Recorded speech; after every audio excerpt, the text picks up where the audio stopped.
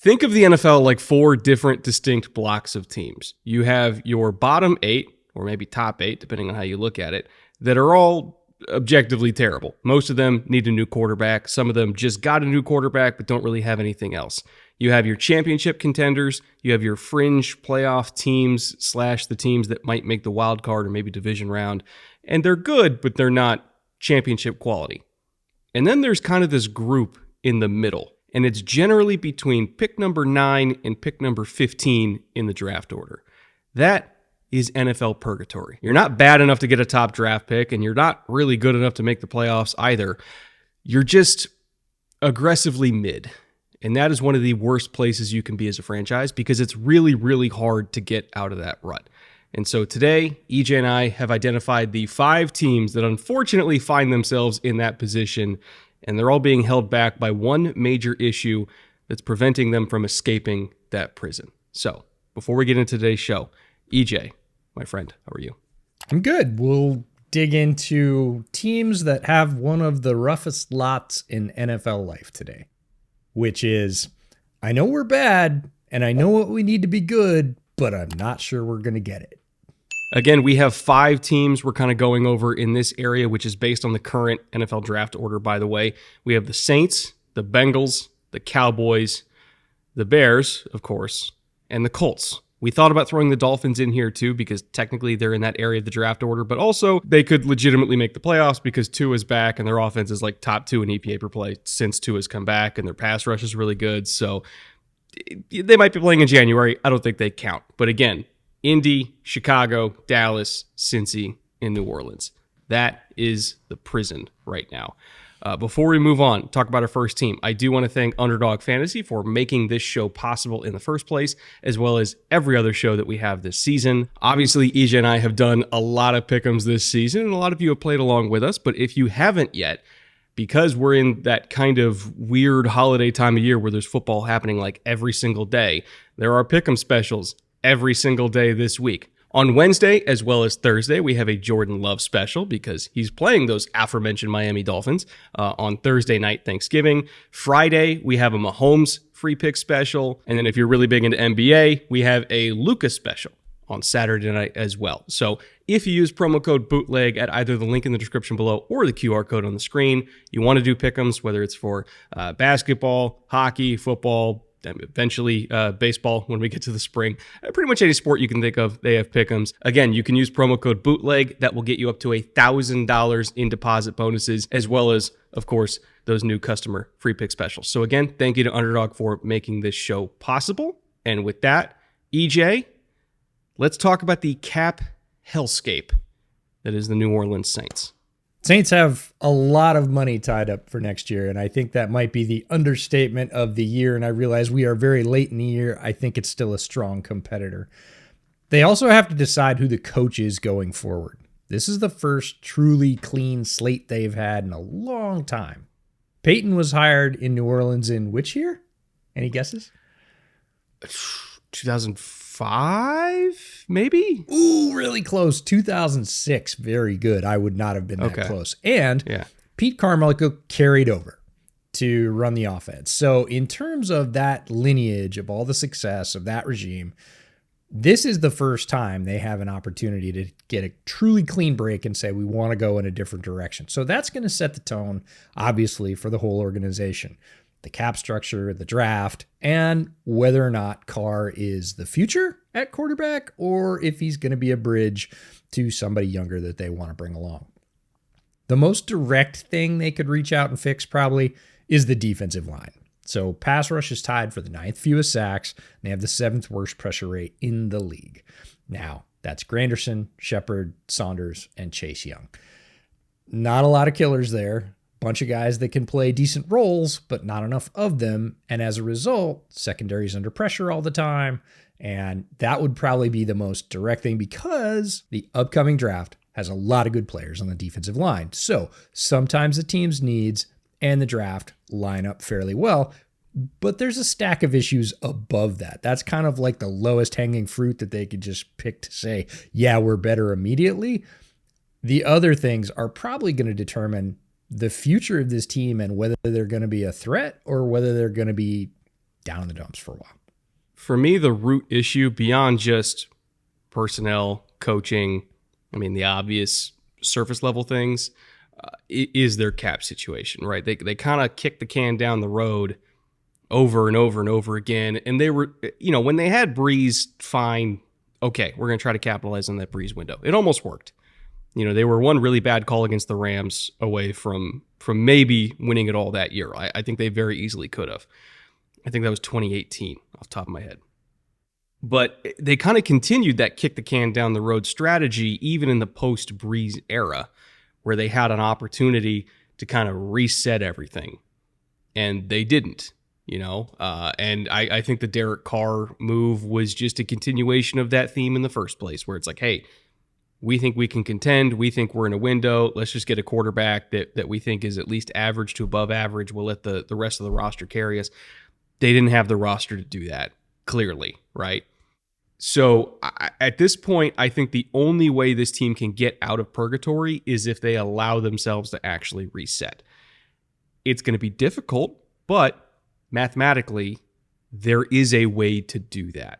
And also, if they do it correctly, it might result in the grandson of a franchise legend coming home. Because Arch Manning, grandson of Archie Manning, is going to be in the 2026 draft. So let me lay this out for you. Right now, as of today, there's about $50 million in dead money that's going to be put on them next year because of the post-June 1 cuts of Michael Thomas and Jameis Winston, as well as the trade of Marshawn Lattimore. That is a lot of dead money. There's probably going to be about $18 million more in dead money added because of voided deals. So figure about $66 to $68 million in dead money next year, just as a baseline, right?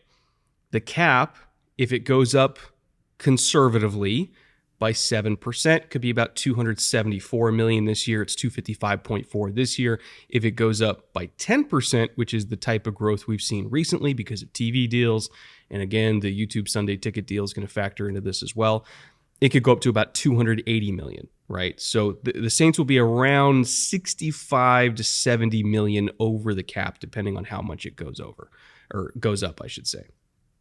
Now, Derek Carr, if he's designated as one of their two post-June 1st cuts, will save $30 million this year. That will add $21 million in dead money, but they will save $30 million, and then they'll have $28 million more in dead money next year.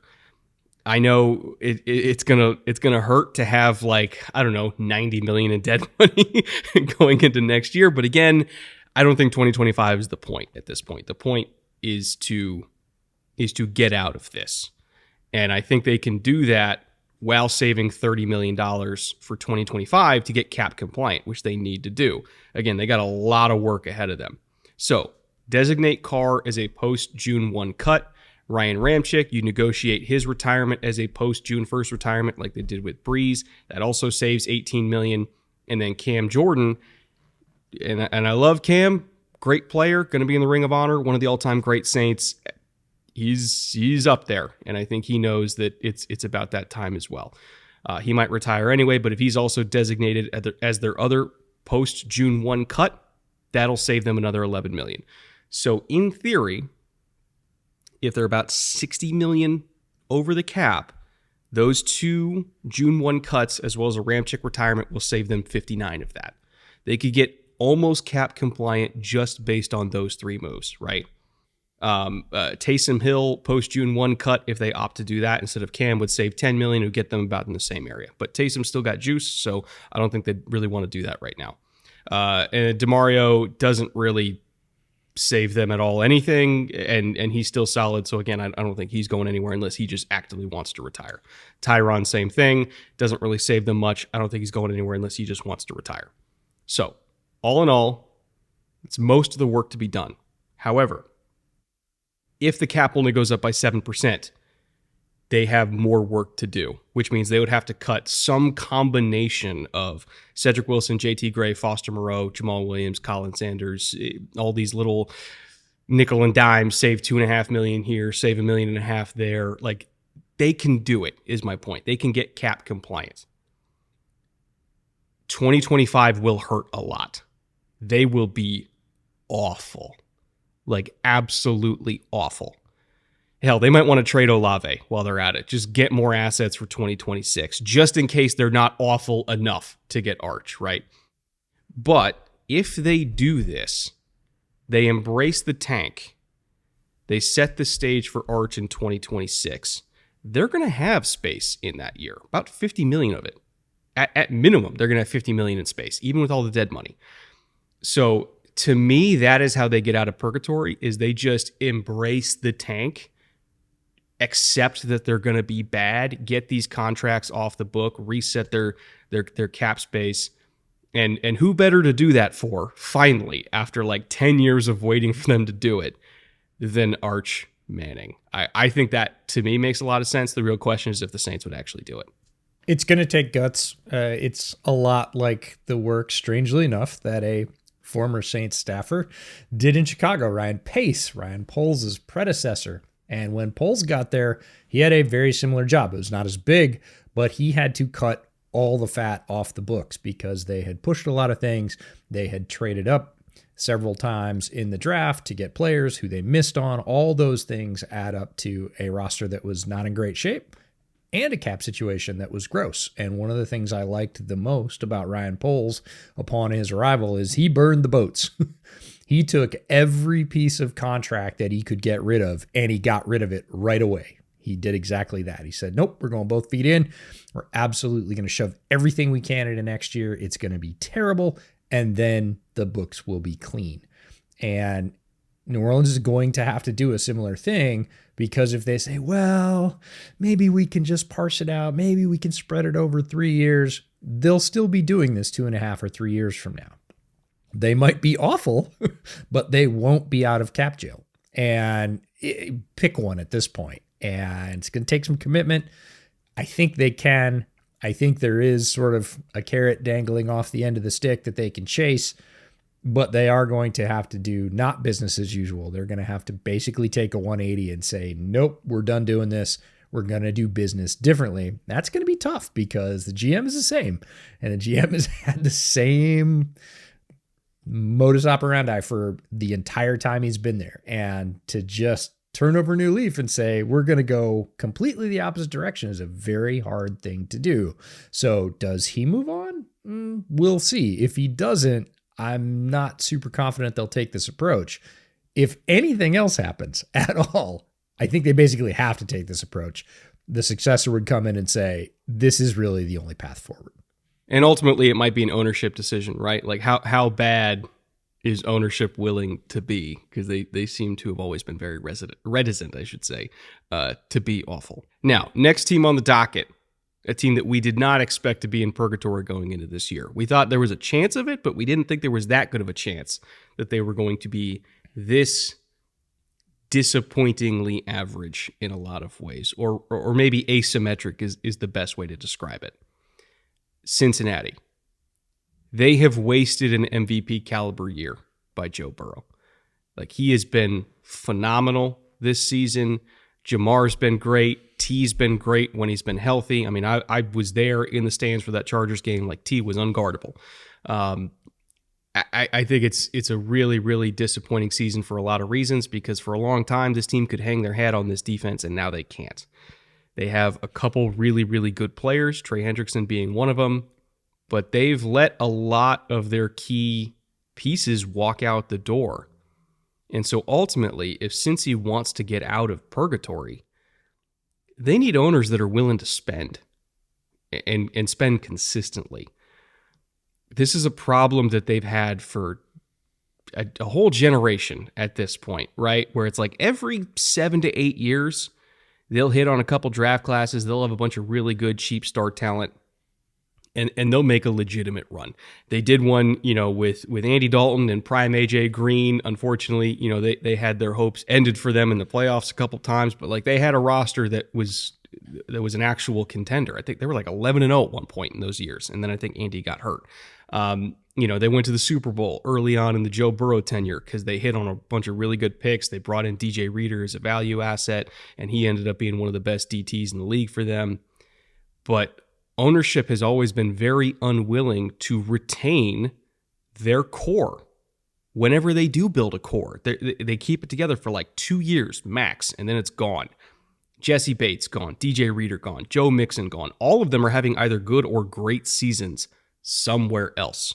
You look back in the past, I mean, once upon a time they had Kevin Zeitler and Andrew Whitworth. Let both of them walk in the exact same offseason. Because Zeitler was going to be expensive. Well, he was worth it.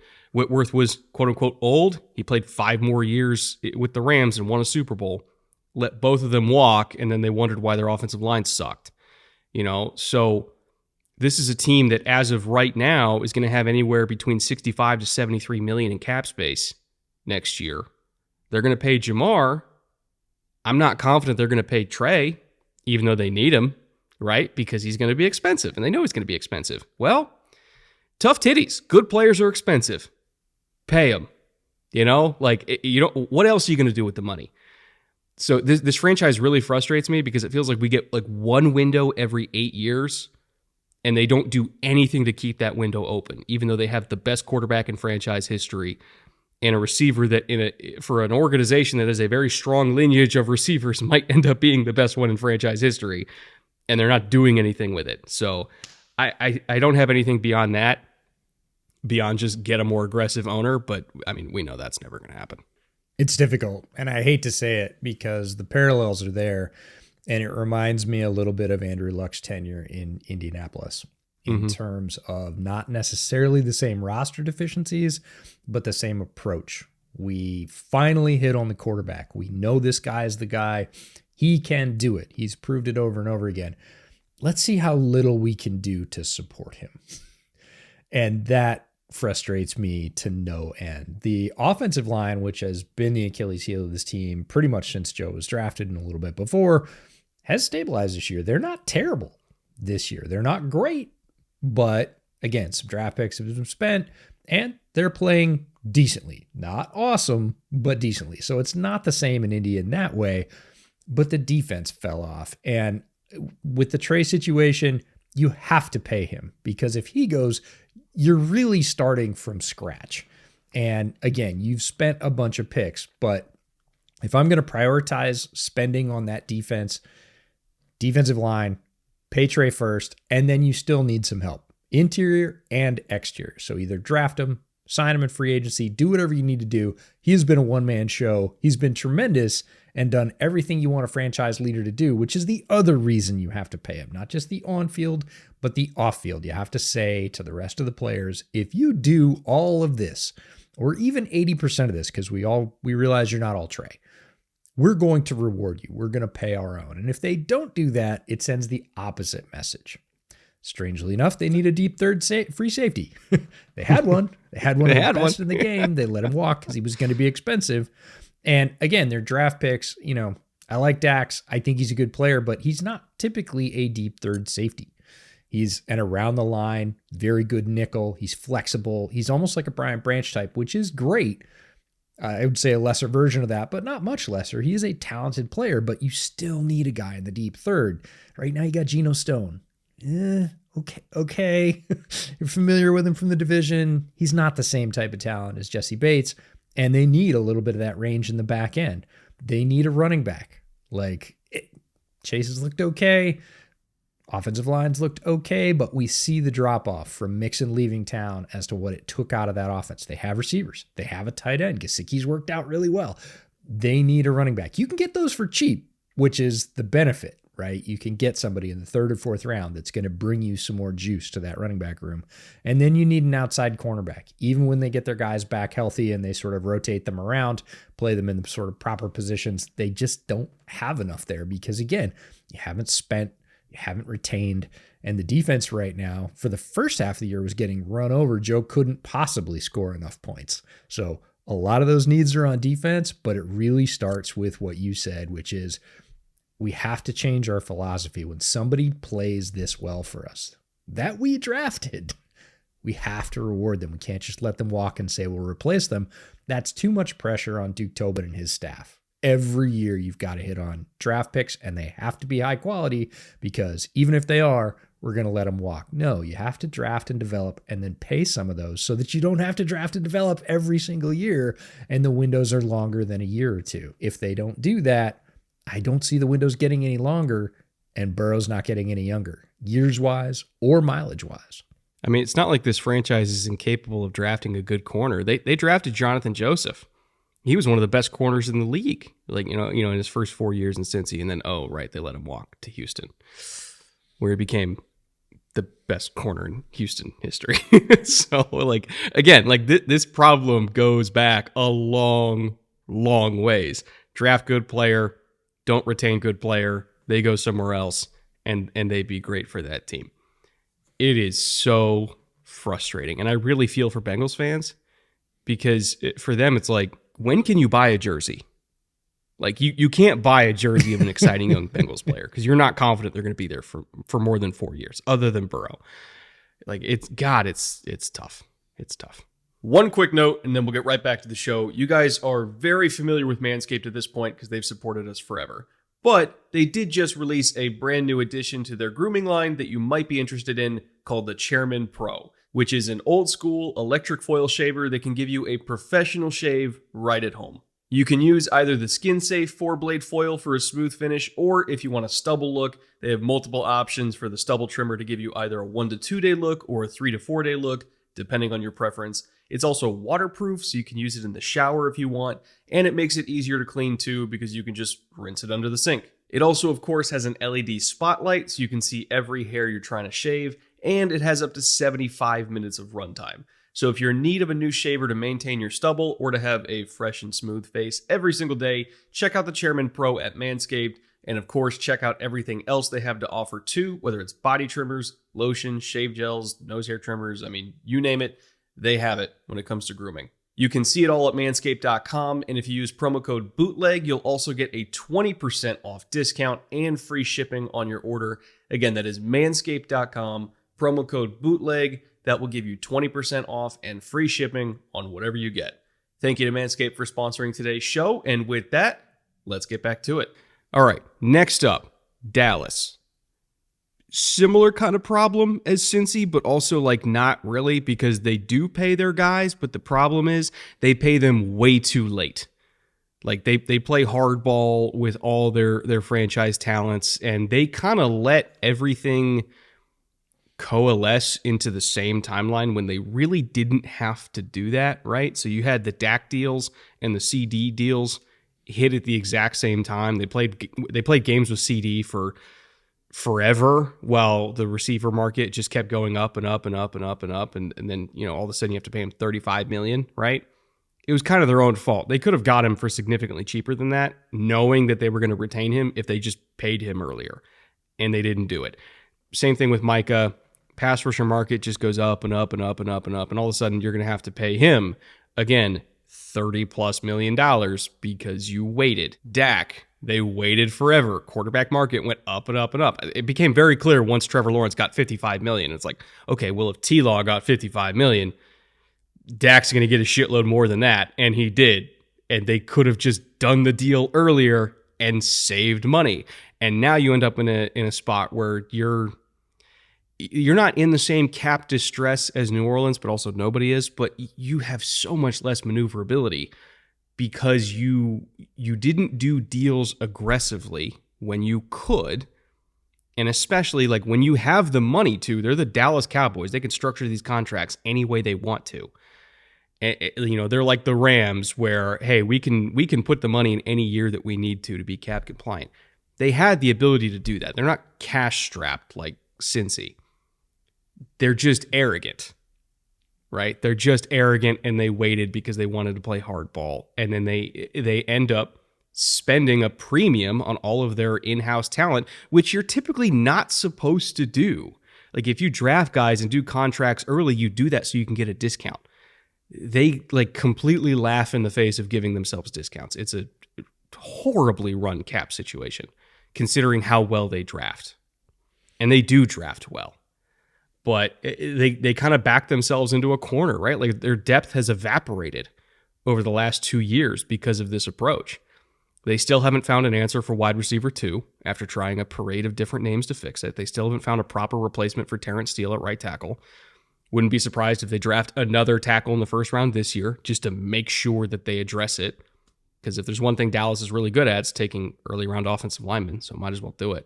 I like Rico Dowdle as number 2, but again, you have Jerry spouting off like after the first round of the draft saying how much they love Jonathan Brooks when he was still on the board, and then they get sniped the next day, and then just don't take another running back. Like they had no backup plan for Jonathan Brooks because everybody knew they wanted Brooks, and they just let him go to Carolina. So good job, guys. Now Rico Dowdle's your number 1 running back for the year. Cool. This team frustrates me so much because they've invested so much at certain position groups like defensive line, and they still have an average at best pass rush, even with Micah and Osa. They've invested in defensive line, and they still have a run defense that gets run over consistently. I can't think of a more wealthy team that has so many resources that squanders them so often. They're almost unbelievable. Like they should be taught in school about how like not to run a football team. But they are where they are because of that approach, and they kind of made their own bed. Now they got to lie in it. As for how to get out of it, they have to draft their asses off. Again, they have to draft their asses off, and they've kind of relied on being really good at drafting to cover for all their financial mistakes. But again, new right tackle, new wide receiver, or wide receiver 1B to CD's 1A, another pass rusher, Ashton Genty, fuck it, why not? Like, they have to nail this draft, or things will go from mediocre to downright awful really quickly. And they also have to stop doing it. I'm with you that the ownership has more resources than anybody. This is one of the richest teams in the entire league. And it reminds me of, the rich guy that says, "Oh, I don't need to pay that now. I'll pay it next year." Right? And it goes up 30% in that year. And he's like, "I don't care. I got the money." Right? And you just keep doing that, and all those decisions stack up. And then it gets really expensive, and you go, "Oh, wait, I don't have as much flexibility because I made every single deal that I didn't sign when I could have more expensive. And now it's constrained me financially, and the roster's starting to get squeezed." Add some injuries to that, which is just bad luck. And suddenly the team looks a lot more threadbare than it actually is because, again, one of the most wealthy teams in the entire league. If you talk to people who deal with the Dallas front office, they don't use words like clarity and unanimity. They use words like scattered and disorganized and factions. Sure who's making which call. That's right. And you can't keep being that way and doing it this way and have it work out any other way. So you sort of have to fix the structural problem in the front office, pick whoever is going to be wherever the buck stops. If that's Jerry, great. I don't have a lot of faith in that. It seems like we're getting close to the point where he is more desperate for a championship. So he is just doing whatever, and whatever is not a good way to win a championship, right? Sort of grasping at straws instead of saying, nope, we're going to stick to the plan and draft and develop or do this. Like, have a plan and stick to it. So they need to fix the structure. Once they do that, the offense needs a jolt. You're not wrong. They need another wide receiver. You can label them 1A, 2, 3, whatever. It doesn't matter. They need a running back. Now, you could do that up high. That typically is the Dallas Cowboy way. It doesn't have to be the way. You can also get running backs later on, but Rico Dowdle by himself is not the answer. And then probably wide receiver again, because injuries do happen. And I am old enough to remember a Dallas Cowboys team with 3 really good wide receivers in the same year. And it's not because I'm old. It wasn't that long ago. It was like 6 years ago. Really good wide receivers. I know. They need to get back to that. And to your point, the way they're going to have to do that, they can't just buy them. They can't go out and say, okay, T. Higgins, come on down, because he's going to be terribly expensive, and they don't have that money, or they have it tied up in other deals. So a couple times they're going to have to draft wide receiver. They need a running back or 2. Defense needs DTs that can stop the run. Like, they drafted Mozzie because they thought that was going to be the thing. It hasn't really worked out that way. We'll see. He's getting better. But right now, you can run on the Cowboys. Everybody knows it. Everybody does. All the Cowboys fans are so frustrated by it at this point. You need some tree trunks in the middle of that defense. Good news is you can get those guys in the 4th or 5th round. Now you're not going to get a lot of pass rush out of them, but you're also not going to give up a couple 100 yards a game on the ground. Like, you can say, all right, we're putting in the big package. We're stopping the run. We're going to force you to do other things. And right now, Cowboys can't do that and haven't been able to do that for years. So it's kind of a known around the league. Hey, you can run on the Cowboys. If that establishes your offense, then they're going to have to do some overcorrections to try and slow that down. And then the rest of your offense works. And pretty much everybody executes that plan. So until they can get some beef in the middle of that line that says, nope, not through my gap, nothing else is really going to work. A classic playmaking middle linebacker wouldn't hurt either. Eric Kendricks was Mike Zimmer's, bring in because he knows the scheme and everything else. Kendricks, good player for a long time, is at the end of his run. And Dallas, historically has had some really good, fun middle linebackers. Again, they aren't the most expensive player draft-wise. You got to hit on one. But the competition for those guys' services really doesn't start until end of round 2, beginning of round 3, typically. Cowboys could use one because that, again, speaks to the run defense. It's not super expensive. These are upgrades they could make to elevate that defense from just a walkthrough right now for the most part. And then health will help. They'll get Bland back at corner. Things will be a little bit brighter next year, but you got to fix the structure at the top. Stop making the same mistake over and over again. And then I'm with you. You got to draft your ass off. And UDFAs and every possible opportunity. They got to be really aggressive to rebuild this roster because these decisions have left them in a state where it's not great. I mean, I look around the league at all the different inside linebackers that are really good that were not taken with a high value asset or brought in for a lot of money. Right? Like Azeez Al-Shaair has been phenomenal in Houston. Didn't cost a whole lot. Henry To'oTo'o, has really come along in Houston as well. I think he was a 3rd round pick. Deion Henley has been like top 6 to 7 in the NFL in tackles this year and has been amazing for Jesse Minter's defense. 3rd round pick. Jack Campbell's also been great, and he's one of the only recently highly drafted linebackers that I think I can even remember. But again, it's a rarity. It's a rarity to see a linebacker go that high, let alone a linebacker go that high and actually work out. It's not like the hit rate's 100%, but a lot of the best linebackers in the NFL are, 2nd, 3rd, 4th rounders. So you should probably spend a 2nd, 3rd, 4th rounder on your new Sean Lee of the future, because by God, they still miss Sean Lee all these years later. Now, speaking of teams with a history of investing in linebacker, Chicago Bears. Next team on the docket. We've spent a lot of time talking about Chicago this year and all their various issues. We're recording this after the heartbreaking loss to the Minnesota Vikings, which, to be honest, wasn't really that heartbreaking because you can't kill what's already dead. I fully expected them to lose that game anyway. But Caleb looked phenomenal. So that is the one thing that gives me hope for the future, is that was Caleb's best game. He was insane pretty much most of the day. Last time I checked, he had 5 big-time throws. Probably could have given him 6. Just unbelievable pinpoint accuracy at all levels of the field, whether he was in the pocket or out of the pocket. That was the Caleb that Chicago drafted, right? He's had good games this year. That was an exceptional game. And yet, they still lost because Matt Eberflus decided that on 3rd and 10, we're going to have our DBs play 17 yards off for whatever fucking reason. So I think clearly, if you're looking at the Bears, they have a franchise quarterback, potentially, probably, franchise quarterback. They have a pass rush that has been mostly effective throughout the year. They have linebackers we really like. They have DBs we really like. They have young receivers we really like. They even have a tight end we like in Cole Kmet. They have running backs. There's not a whole lot missing other than interior offensive line, probably a young wide receiver 3 that isn't Keenan because he's long in the tooth, and defensive line depth. Not a whole lot of huge holes. And yet this team is objectively bad. To me, that points to one thing, and that's coaching.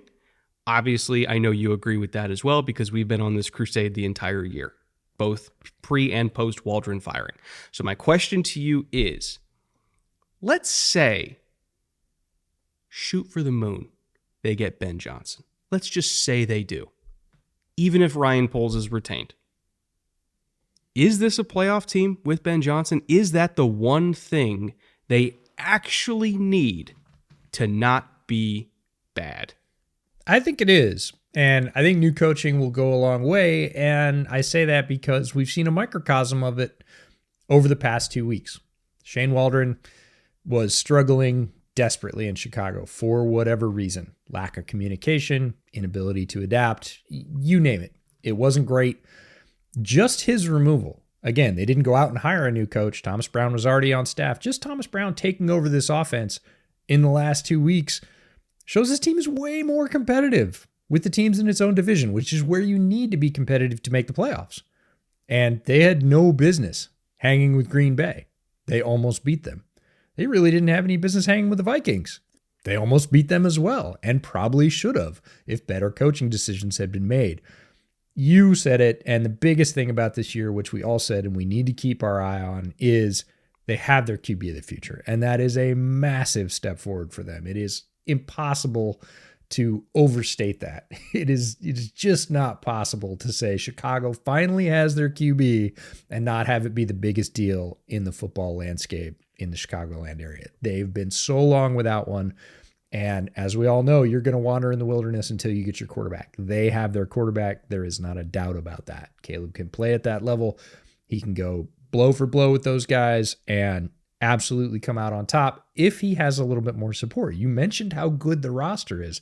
So again, I think with new coaching, you're going to see all of that flourish. They need interior offensive line. If there is one crying need, they need to complete shotgun approach that in the offseason. There can be no mistake. You have to have 5 guys that can play on the interior offensive line. You might have one right now. You might have 1.5. So you got to go That's find generous. 4 to 4.5 guys. I'm with you, but if you surround maybe Coleman Shelton with Trey Smith and insert draft guard here, it's going to look a lot different. You can't miss on that anymore. You've been saying for 2 years you did enough. You obviously haven't done enough. You need to reset and look at the rest of the roster. Look at this window and say, we have receivers, we have running backs, we have a tight end, we have a quarterback, we have tackles that are serviceable. We need interior offensive line, and then we probably need a safety because Jaquan Brisker is great when he's healthy. He's been out most of the year with a concussion. Kevin Byard, not the youngest player either, although he has been very steady for the Bears, which is great. You probably need to look at investing a little bit in safety, but safeties tend to be cheap. You don't need to go to the top of the first round to get them. So you can get your offensive linemen both through free agency and the draft. You can go get a couple of safeties, add in, like you said, insert wide receiver 3 here, or, returner would be nice, but again, you can typically get those in the 4th or 5th round. And then this team is going to look a lot different with the major roadblock removed, which is Eberflus as the head coach. So I do think they're a playoff team. Ben Johnson or not, I think there's a bunch of other coaches out there that could take a roster this talented, hone it up, and make it very competitive in the NFC North. I think they could go to the playoffs. The interior offensive line thing is the only reason why I think Poles might get fired. Because his approach to building the interior offensive line has been god-awful, and we have pointed that out for, 3 years now, about how he just doesn't value it. Like, he tries to shop in the bargain bin in free agency. He's had so many opportunities to draft really good center prospects, like not in the first round, like in the second and third round, and he just doesn't care. Like, he does not care about interior offensive line. He doesn't spend on it. And then, he wonders why Caleb has to run for his life because you don't have any guards that can stop anything, right? So, for me, that's like the one reason why I think Poles may have to move on, because until they get a GM that actually values the offensive line, it's going to be tough for Caleb. But failing that, again, there's not a whole lot else to do. Let's get a new head coach. Get a center, get a guard, get 3 guards, actually. Like you said, just get all the guards. All of them. Like, just throw a knife in the middle of the group and say whoever lives makes the roster. But like that is what they have to do. And until they do that, I think it's just going to keep looking like this, unfortunately. All right, final team of the day. Mentioned them a little bit earlier when we were talking about the Bengals, but I think they're, at least this iteration of them is very different, and that's the Indianapolis Colts. For me, the last 2 years, I've actually been very, very high on the Colts roster that they've built. Now, part of that is because, again, I've been a believer in Anthony Richardson. He has certainly not played up to my expectations this year, but he's also been better since he came back from being benched. So there's a glimmer of hope there that AR is going to be the guy long term. But I looked at the rest of the roster that was built. I love their receiving talent. Their offensive line, when healthy, has been really good. Unfortunately, they've been massively impacted by injuries up front. I think they started 3 rookies this week, which was tough. And they still played well, right? Like Tanner Bortolini and Matt Goncalves, like they played well. But again, you're starting 3 rookies against Detroit. Have fun, But I look at everything that's surrounding AR on offense other than tight end, and I like it. I look at defense, and like they've poured so many resources into the defensive line. They've always had really good They've always had honestly not just 3 but 4 good linebackers on the team. Like they're one of the only deep linebacking cores over the last 5-6 years that is consistently deep. DB been kind of hit or miss, but they've got some young guys that I genuinely really like there. And so the roster is not bare. It's actually more similar to Chicago, I would say, than Cincy. The problem is, even with all of those resources spent on the defensive line, trading for DeForest Buckner, drafting Kwity Paye, drafting Leatu Latu, on 4-man rushes, they are still 28th in pressure rate and 22nd in sack percentage. I don't really know how that's possible despite investing this much in a defensive line, but they're just okay, and okay is being generous when it comes to rushing the passer. They have a strikingly below average run defense, again, despite investing so much in the defensive line and, having linebackers that I really genuinely love, like Zaire Franklin. Like they've always had good linebackers and they still can't stop the run. It's maddening, right? And we know there's going to be growing pains with this offense, and there's been a lot of pains this year, but they've only been made even more painful by, again, the injuries on the offensive line. And, oh, by the way, their tight ends suck. Like, really, really bad. Like, Anthony probably should have had a huge statistical week this week if his tight ends could not even catch the ball, look at the ball. That would be wonderful if they could just get their head around. So I look at a team that on paper is almost there, but in practice is nowhere close. And that points me to 2 things: GM and defensive coordinator, right? GM, because again, the objective failure to address the tight end position. And in my opinion, making mistakes in terms of which edge rushers to draft when. I have fundamentally disagreed with Ballard's edge rankings, I guess you could say, over the last few years. And unfortunately, that has played out. Not that I think Leatu Latu is a bad player. I think he's good, solid even. But if you compare Leatu Latu to, say, Jared Verse, entirely different conversation, right? And when you have really good players on the board and you're consistently taking players that are not as good as those players, that's a GM issue, and we're seeing that play out in their lack of pass rush, right? And again, the lack of talent at the tight end position. It's also a Gus Bradley issue as well, because if your GM is giving you this many high-value assets to work with and your defense still sucks, that's a Gus problem. So it's kind of both. I think Gus and Ballard are bad for each other, and both of them are bad for the Colts right now. So for the Colts to get out of to get out of purgatory, to match the theme of the episode, they don't have to do a whole lot, but they do need to make changes at GM and DC, and then I'm willing to see where it goes in 2025. DC, I think, is non-negotiable, because if AR can stay on this rejuvenation path of the last couple of weeks, he has looked like a different quarterback since the benching. And like you said, that offense is loaded with playmakers that we like. If that happens, the focus really turns to the defense. I did a little bit of digging. This defense plays well against lesser teams, usually big asterisks. So we're going to go through their season, and I have two groups here, the lower group and the upper group. Points allowed to the lower group. Packers without Love early in the season, 16. Bears with Waldron, 16. Jacksonville, asterisk, 37. Titans, 17. Dolphins without Tua, 10. And the Jets, 27. Another asterisk. So of those 6 teams, 4 times they did pretty well. Then there was Jacksonville and the Jets where they were like, whoops, I guess not. But against the better teams, points allowed to the Texans, 29. Steelers, 24. Texans again, 23. Vikes, 21. Bills, 30. Lions, 24. So in 8 of the 12 games this season, they've given up at least 21 points.